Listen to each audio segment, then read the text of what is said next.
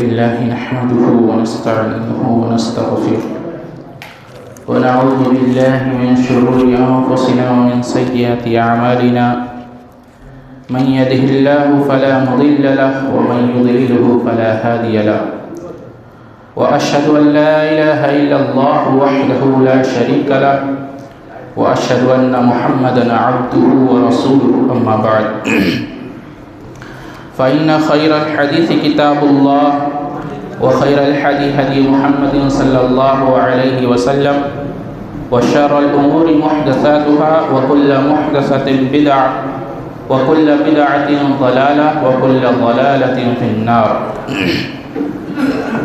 فأعوذ بالله السميع العليم من الشيطان الرجيم.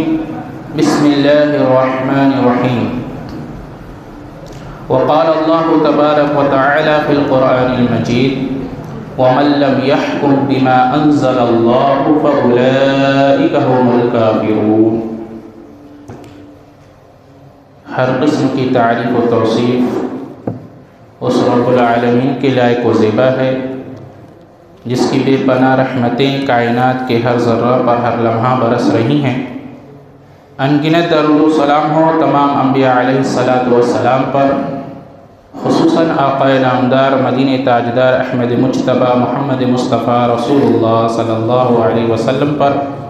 اللہم صلی علی محمد وعلی آل محمد کما صلیت علی ابراہیم وعلی آل ابراہیم انکا حمید مجید. اللہم بارک علی محمد وعلی آل محمد کما بارکت علی ابراہیم وعلی آل ابراہیم انکا حمید مجید.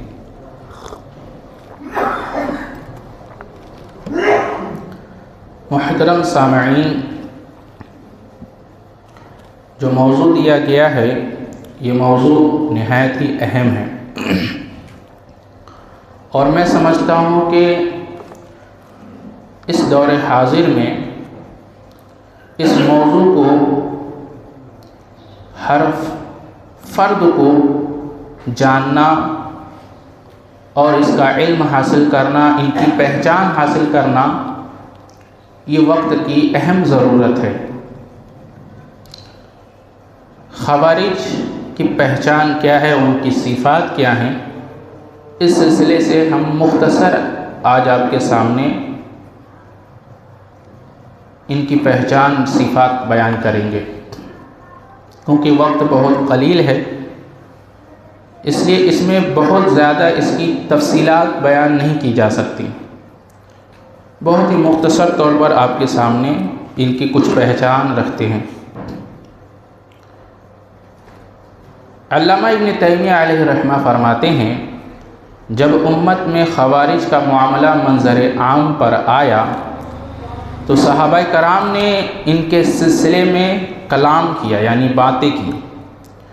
ان کے بارے میں محمد رسول اللہ صلی اللہ علیہ وسلم سے احادیث روایت کی اور قرآن میں ان پر جو رد کیا گیا ہے اس کو بیان کرنا شروع کیا اور اس طرح عوام الناس کے سامنے ان کی بدعت کو واضح کیا اور لوگوں نے ان کو پہچان لیا.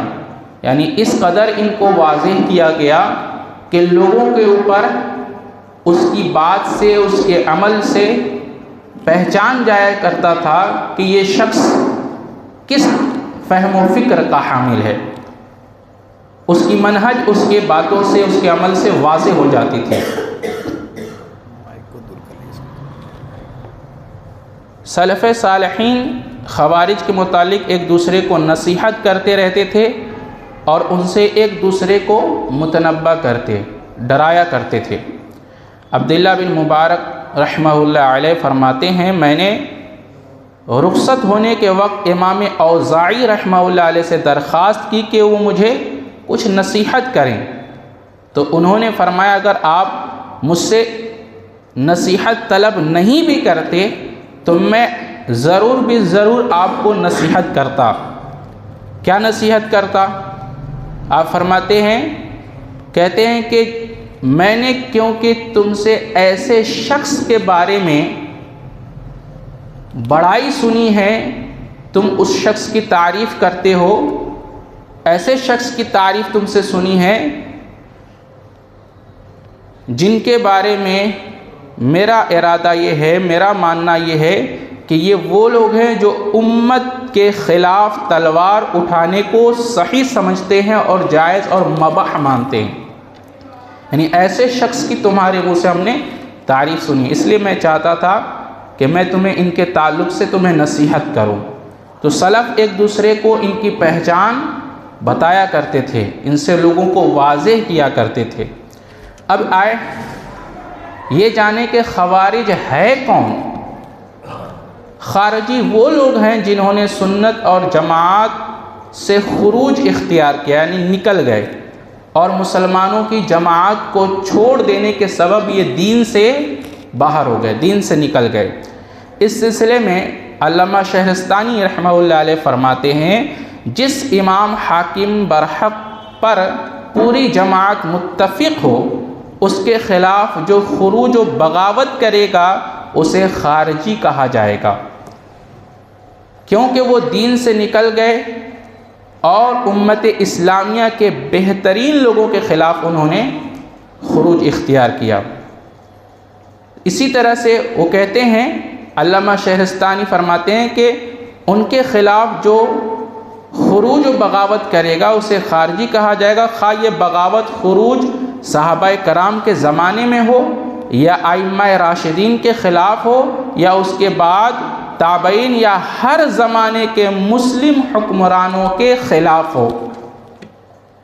اسی طرح علامہ عبدالبر رحمہ اللہ علیہ فرماتے ہیں، کہتے ہیں خوارج وہ لوگ ہیں جنہوں نے کتاب اللہ کی تعویل کر کے مسلمانوں کے خون کو حلال کیا۔ انہوں نے گناہوں کے سبب، یعنی کبیرہ گناہ، جو عموماً سلف کے نزدیک کبیرہ گناہ کرنے والا آدمی مرتد نہیں ہوتا، لیکن خوارجیوں کی فکر یہ ہے جس سے کبیرہ گناہ سرزد ہوتا ہے ایسا آدمی مرتد ہو جاتا ہے۔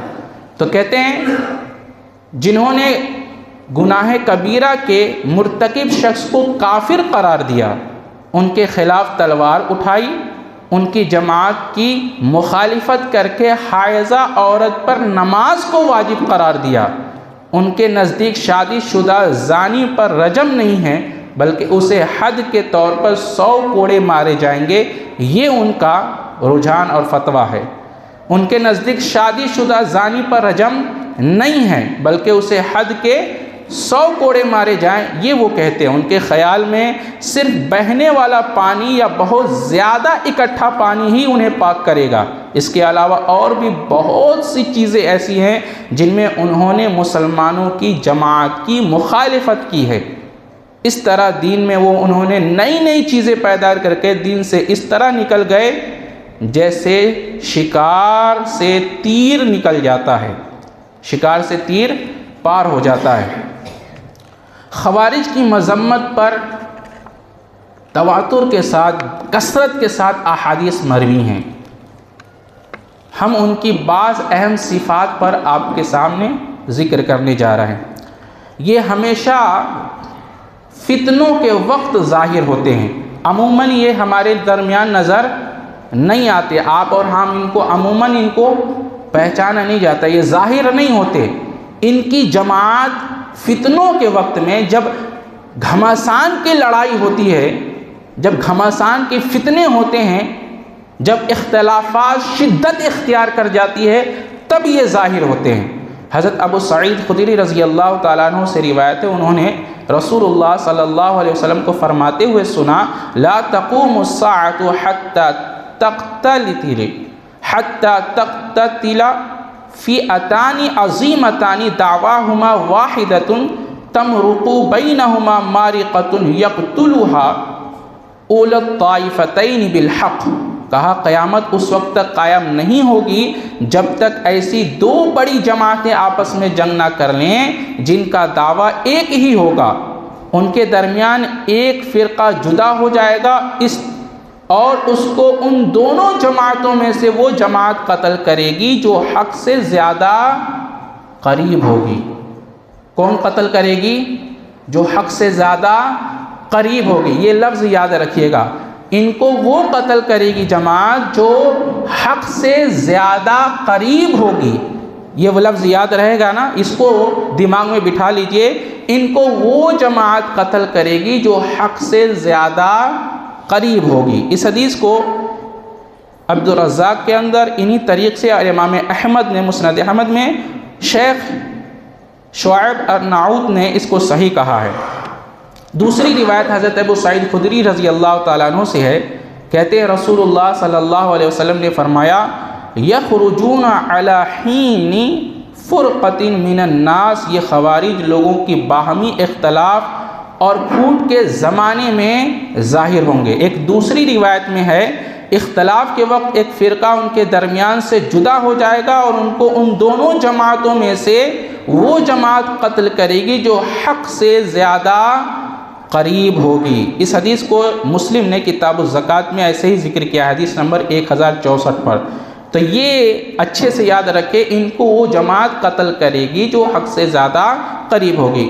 ان دونوں فرقے یعنی اصحاب جمل، وہ جنگ جو حضرت علی رضی اللہ تعالیٰ عنہ اور حضرت ام عائشہ صدیقہ رضی اللہ تعالیٰ عنہ کے درمیان ہوئی تھی، اس کو جنگ جمل کہتے ہیں۔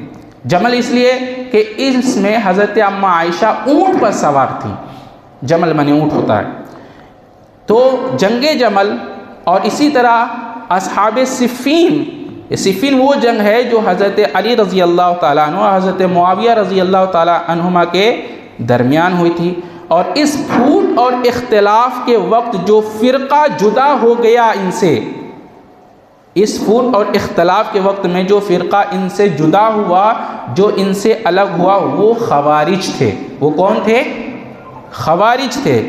اس فرقے نے جنگ صفین اور حکمین یعنی حضرت ابو موسیٰ اشعری اور حضرت عمرو بن عاص رضی اللہ تعالیٰ عنہما کی تحکیم کے بعد خروج و بغاوت اختیار کی، تو حضرت علی رضی اللہ تعالیٰ عنہ نے ان سے جنگ کی اور ان کو قتل کیا۔ کس نے جنگ کی بتاؤ؟ حضرت علی رضی اللہ تعالیٰ عنہ نے ان سے جنگ کی اور ان کو کیا کیا؟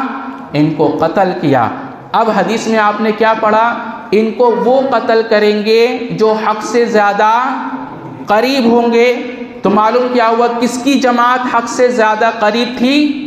بولو، حضرت علی رضی اللہ تعالیٰ عنہ کی جماعت حق سے زیادہ قریب تھی۔ حق سے زیادہ قریب ہونے کا کیا مطلب ہے کہ ایک حق پر دوسرا باطل پر، ایسا ہے؟ نہیں ہے نا۔ حق سے زیادہ قریب ہونے کا مطلب سیدھا سا ایک بچہ سے بھی پوچھے تو بتائے گا کہ حق پر تو دونوں ہوں گے، لیکن حق سے زیادہ قریب ایک دوسری جماعت جو حضرت علی رضی اللہ تعالیٰ عنہ کی جماعت ہوئی۔ یہ کب معلوم ہوا؟ جب حضرت علی نے ان کو کیا کیا؟ قتل کیا۔ یہ خروج انہوں نے اختیار کیا اور حضرت علی نے ان سے قتال کیا، ان کو قتل کیا۔ خوارج کے متعلق ہر زمانے میں یہ بات مشہور اور مشاہدے میں رہی کہ وہ فتنہ اور فساد اور اختلاف کے وقت ہی ظاہر ہوتے ہیں۔ جب حالات بد سے بدتر اور خراب ہوتے ہیں تو ان کا ظہور ہو جاتا ہے، یہ ظاہر ہوتے ہیں۔ ان کے اندر نوجوان اور کم عقل لوگ زیادہ ہوتے ہیں۔ ان کی اکثریت کیا ہوتی ہے؟ نوجوانوں کی ہوتی ہے۔ اور یہ نوجوان کیسے ہوتے ہیں؟ کم عقل اور نااہل، یہ یاد رکھیے۔ حضرت علی رضی اللہ تعالیٰ عنہ سے روایت ہے، وہ کہتے ہیں میں نے رسول اللہ صلی اللہ علیہ وسلم کو فرماتے ہوئے سنا، آخر زمانے میں کچھ لوگ ایسے پیدا ہوں گے جو نوجوان، کم عقل اور بیوقوف ہوں گے۔ باتیں وہ کہیں گے جو دنیا کی سب سے بہترین بات ہوگی۔ باتیں کیسی کریں گے؟ کہ دنیا کی سب سے بہترین بات ہوگی۔ ایک دوسری روایت کے الفاظ میں یوں ہے کہ حافظ ابن حجر رحمہ اللہ علیہ فرماتے ہیں، کہتے ہیں یہاں پر جو مراد لیا گیا ہے، اس سے مراد چھوٹے دانتوں والے یعنی وہ نوجوان ہیں جو اپنی نوجوانی کے عمر میں آئے لیکن ان کے پاس تجربہ اور عقل نہیں تھا، یعنی وہ کم عمر، کم عقل اور نہ تجربہ کار ہیں۔ ان کے پاس نہ تو تجربات ہیں اور نہ سابقہ معلومات۔ یہی وجہ ہے کہ ان کے پیشوا اور قائدین ان سے، ان کی عقلوں سے کھیلتے ہیں اور ان کو جہاد کے پرکشش نام سے فتنوں کی طرف بلاتے ہیں۔ کیسے بلاتے ہیں؟ بولو، جہاد کی طرف آؤ۔ جہاد کی پرکشش نام سے ان کو بلایا جاتا ہے، یہ نوٹ کر لیں۔ کس نام سے بلایا جاتا ہے ان کو؟ کس کی دعوت دی جاتی ہے ان کو؟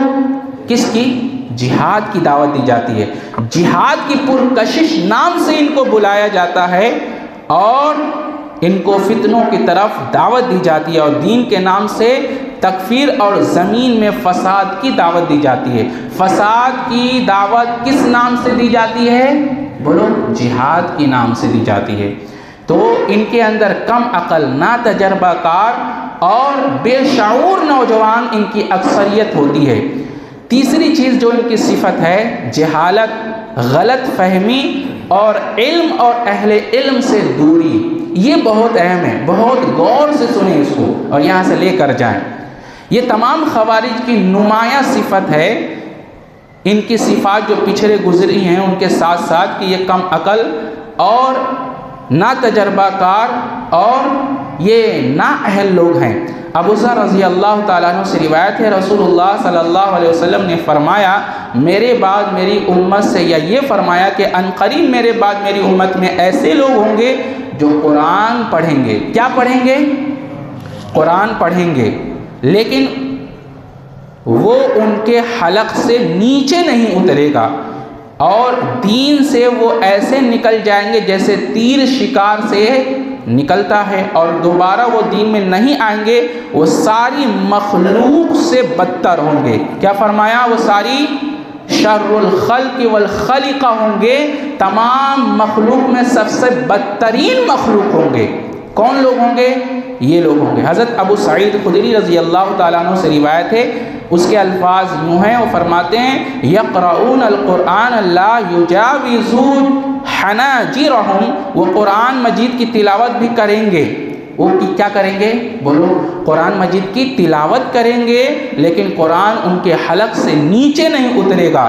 امام قرطبی رحمہ اللہ علیہ اس حدیث پہ تبصرہ کرتے ہوئے فرماتے ہیں لا یجاوز حناجرہم، معنی ہے نہ قرآن کو وہ سمجھیں گے اور نہ ان کے معنی پر عمل کریں گے اور نہ ہی اس کا فہم اور منہج جان سکیں گے۔ اللہ اکبر!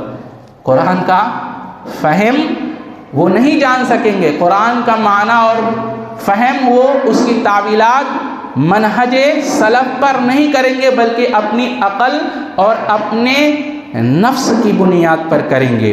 علامہ ابن عبد البر رحمہ اللہ علیہ فرماتے ہیں یقرؤون القرآن لا یجاوز حناجرہم کے معنی یہ ہیں کہ ان لوگوں نے قرآن کی قرأت سے فائدہ نہیں اٹھایا کیونکہ انہوں نے قرآن کی تعویل اپنے منمانی طریقے سے کی، کیونکہ انہوں نے قرآن کی تعویل، قرآن کا فہم، قرآن کی سمجھ کیسے کی، کیسے حاصل کی؟ کسی استاد سے، کسی علماء سے، کسی مدرسے میں حاصل کی نہیں۔ کیسے حاصل کی؟ منمانی طریقے سے، اپنے خواہشات کی پیروی میں، نفس کی پیروی میں، بیجا تعویلات کے ذریعے اور خود فہمی میں، کہ خود کی رائے جو انہوں نے خود ہی قائم کر لی، اس طریقے سے انہوں نے قرآن کی تعویل کی، خود کے طریقے سے کی، اور قرآن کو سمجھنے کے لیے سنت سے مدد نہیں لی، سنت کو انہوں نے نہیں سمجھا بلکہ سنت کو پس پشت ڈال دیا۔ جو سنت قرآن کی وضاحت کرتی ہے، بلکہ ان کے سبب ان کے اندر سنت کے تئیں جہالت اور دشمنی پیدا ہوئی، اور انہوں نے سلف اور ان کے طریقے پر چلنے والے لوگوں کی تکفیر کی۔ کن کی تکفیر کی؟ ان لوگوں نے سلف کی اتباع کرنے والوں کی، سلف کی پیروی کرنے والوں کی اور منہج سلف کی اتباع کرنے والوں کی انہوں نے تکفیر کی، ان کو کافر قرار کیا، ان پر طنز کیا، ان کے اوپر تنقیدیں کی، ان کو برا بھلا کہا اور ان کی شہادات و روایات کو رد کر دیا۔ جب ان کے سامنے حدیثیں پیش کرو، عقل میں نہیں بیٹھتی، ان کے فہم میں نہیں آتا، قرآن کے مخالف ہو جاتی ہیں، ایسی حدیثوں کو وہ کیا کرتے تھے؟ مسترد کر دیتے تھے، چھوڑ دیتے تھے، اور انہوں نے قرآن کی تعویل اپنی آرا سے، اپنی رائے سے، اپنی قیاس سے کی، تو خود بھی گمراہ ہوئے اور دوسروں کو بھی گمراہ کیا۔ قرآن سے انہوں نے نفع نہیں اٹھایا اور اس کی تلاوت سے انہوں نے فائدہ نہیں حاصل کیا، جتنا اس شخص کو حاصل ہوتا ہے جو کھانا چباتا ہے لیکن اس کو نگل نہیں پاتا۔ انہوں نے قرآن سے کیا فائدہ اٹھایا؟ اس آدمی کی طرح جو کھانا تو منہ میں چباتا ہے لیکن نگل نہیں پاتا، اس کے منہ میں موجود کھانا اس کے حلق سے نیچے نہیں اترتا۔ خوارج نے قرآن مجید کی صحیح صحیح طور پر انہوں نے نہیں سمجھا۔ اس کی دلیل خود رسول اللہ صلی اللہ علیہ وسلم کے حدیث میں حکم میں ملتی ہے۔ رسول اللہ صلی اللہ علیہ وسلم نے فرمایا میری امت میں سے ایسے لوگ نکلیں گے جو قرآن اتنا عمدہ پڑھیں گے کہ تمہارا پڑھنا ان کے سامنے کچھ نہیں ہوگا، یعنی اپنی قرأت کو تم حقیر جانو گے، اور نہ تمہاری نماز ان کی نماز کے آگے کچھ ہوگا، یعنی اپنی نماز کو تم کمتر جانو گے ان کی نماز کے بالمقابل میں، اور نہ تمہارا روزہ ان کے روزے کے سامنے کچھ ہوگا، یعنی ان کے روزے کو بہتر جانو گے اپنی روزوں کے سامنے۔ قرآن پڑھ کر وہ سمجھیں گے کہ یہ ان کے لیے باعث اجر و ثواب ہے۔ قرآن پڑھ کر وہ کیا سمجھیں گے کہ ان کے لیے تو یہ باعث اجر و ثواب ہے، حالانکہ قرآن ان کے خلاف ہوگا۔ قرآن ان کے خلاف ہوگا۔ کس چیز کے خلاف ہوگا؟ ان کے عقائد کے، ان کی فکر کے، ان کے فہم کے، ان کے عمل کے، ان کے نظریے کے، اور ان کے اندر جو سرگردیاں ہیں، جو تحریکیاں ہیں، ان کے خلاف ہوگا۔ ان کی نماز ان کے گلے سے نہیں اترے گی، وہ اسلام سے اس طرح نکل جائیں گے جیسے تیر شکار سے نکل جاتا ہے۔ اسی طرح سے حضرت ابو سعید خدری رضی اللہ تعالیٰ عنہ حضرت انس بن مالک رضی اللہ تعالیٰ عنہ سے روایت کرتے ہیں، کہتے ہیں رسول اللہ صلی اللہ علیہ وسلم نے فرمایا ان قریب میری امت میں باہمی اختلاف اور فرقہ بندی ہوگی، ایک جماعت ایسی نکلے گی جس سے وابستہ لوگ گفتگو تو بہت اچھی کریں گے۔ بتاؤ گفتگو ان کی کیسی ہوگی؟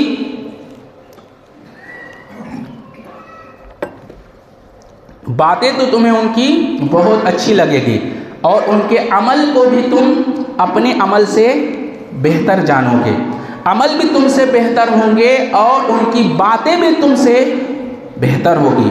لیکن اعمال، جو ان کے اعمال ہوں گے، جو سرگردیاں ہوں گی، جو ان کے فکر اور جو منہج ہوگا، وہ برے ہوں گے۔ وہ قرآن اس طرح پڑھیں گے کہ قرآن ان کی ہنسلی کی ہڈی سے نیچے نہیں اترے گا، یعنی تلاوت قرآن کا ان پر کچھ بھی اثر نہیں ہوگا۔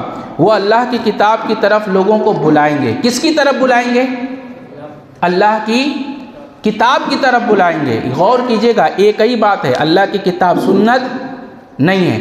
کیا وہ کتاب و سنت کی طرف بلائیں گے؟ ایسا ہے نہیں ہے۔ آؤ کتاب و سنت کی طرف، آؤ اطیعوا اللہ اطیعوا الرسول کی طرف، ایسا بلائیں گے؟ نہیں۔ کیا بلائیں گے؟ آؤ قرآن کی طرف، قرآن پڑھو، قرآن سمجھو۔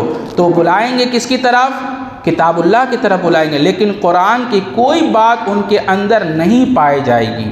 قرآن کی کوئی بات ان کے اندر نہیں پائی جائے گی، یعنی ان کی عملی زندگی میں قرآن کا کوئی اثر نظر نہیں آئے گا۔ اس کی یہ صفات اور نشانیاں ہیں، ان کے اندر بہت غور کرنے کی ضرورت ہے۔ غور کیا کریں گے؟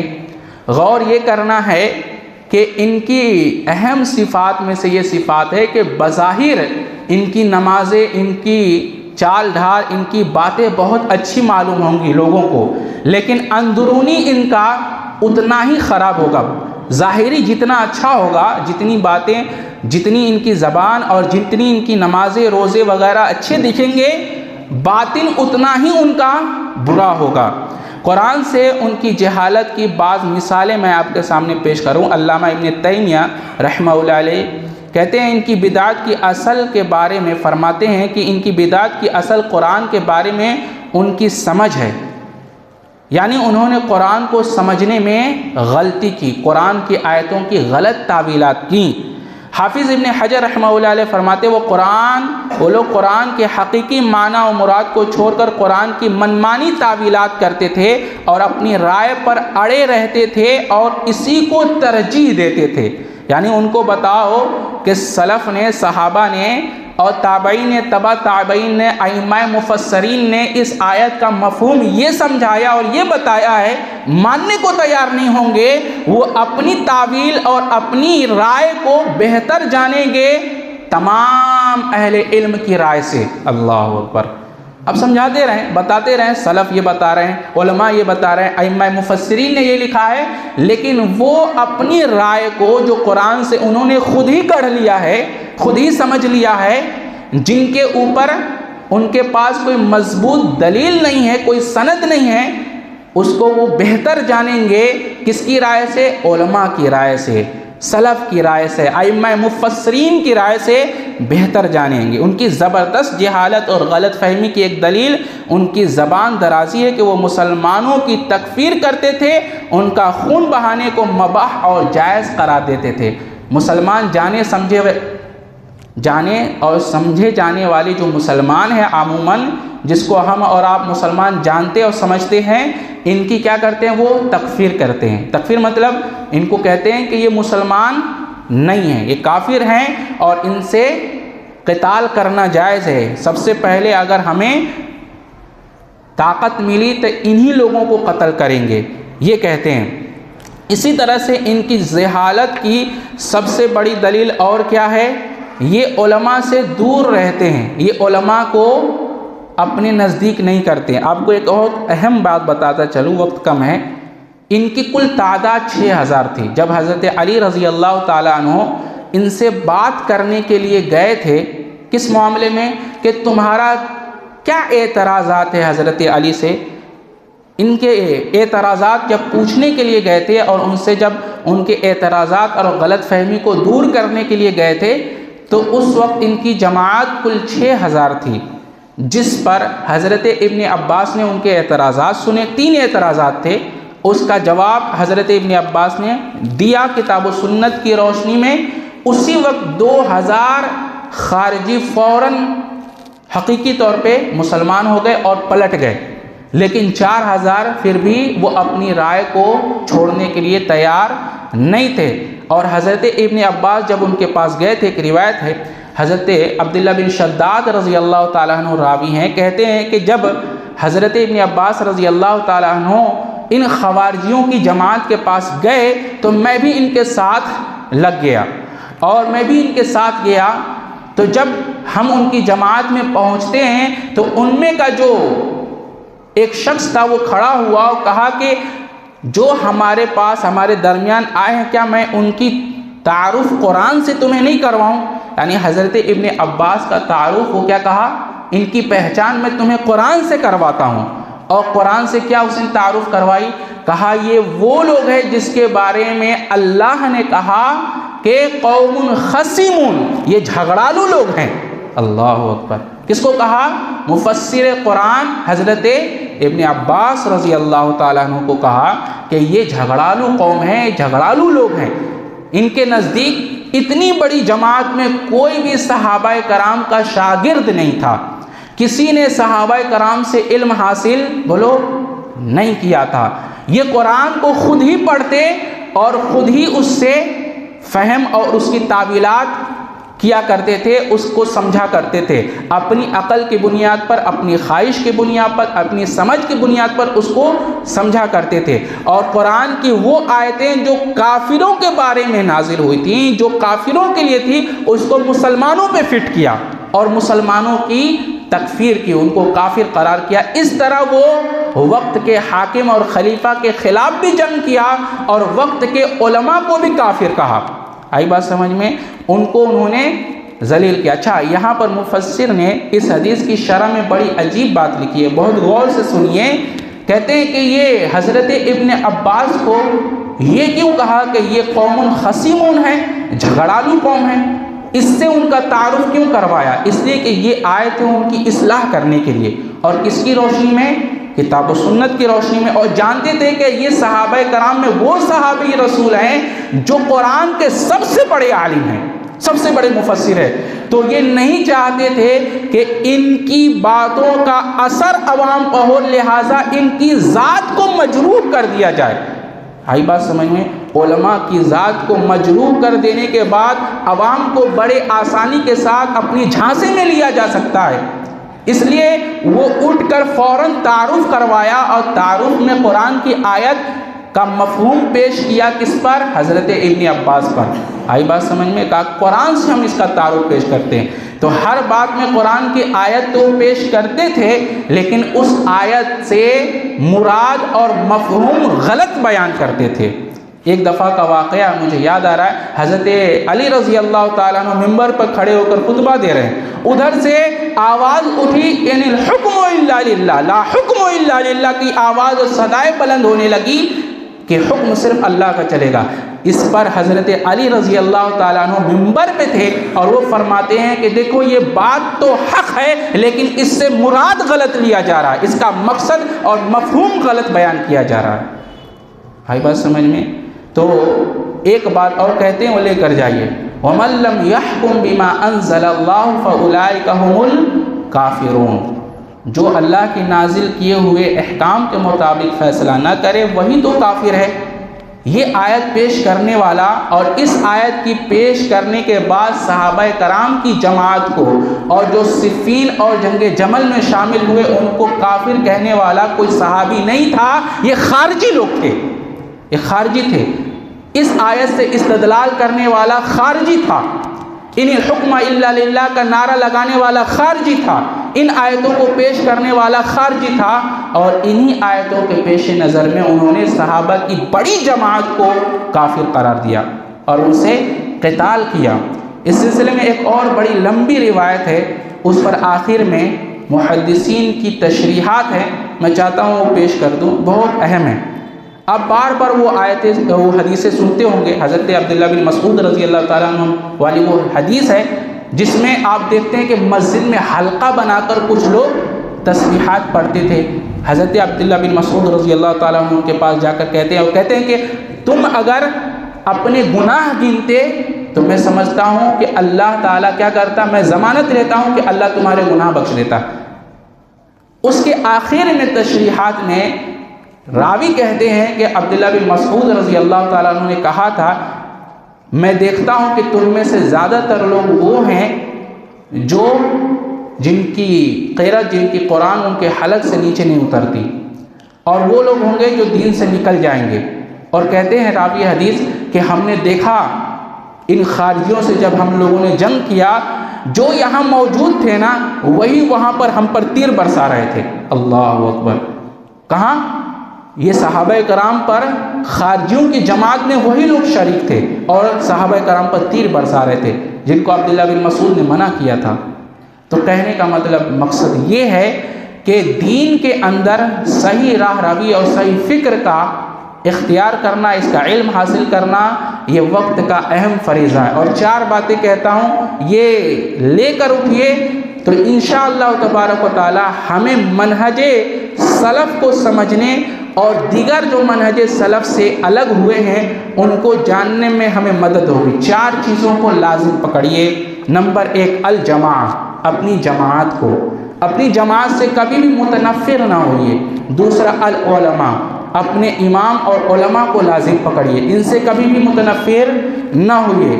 اور اس کے ساتھ ساتھ المسجد، اپنی مسجد کو لازم پکڑیے، ان سے کبھی بھی الگ نہ ہوئیے۔ اور الدین المجالس، اور ایسی ہی دینی مجلسوں کو لازم پکڑیے، جہاں کہیں بھی ہو آپ کوشش کیجئے کہ ان مجلسوں میں جائیں، علماء سے سوال و جواب کریں، جو بھی آپ کے دل و دماغ میں شبہات ہوں کسی بھی چیز کے معاملے میں، آپ علماء سے ان شبہات کا ذکر کیجئے اور ان سے یقینی علم حاصل کیجئے۔ اس طرح سے ہم انشاءاللہ صحیح فکر و فہم کے حامل بنیں گے اور ہمارے اعمال درست ہوں گے۔ لوگوں کے ظاہری اعمال اور ظاہری باتیں سن کر آپ نہ پھسلیے، اس لیے کہ ظاہری طور پر جو چیزیں خوشنما معلوم ہوتی ہے حقیقت میں وہ گمراہی کا اور ہلاکت کا سبب بنتی ہیں۔ اللہ سے دعا ہے اللہ ہمیں اچھی سمجھ، اچھے عمل کی توفیق عطا فرمائے، آمین۔ وآخر دعوانا الحمدللہ۔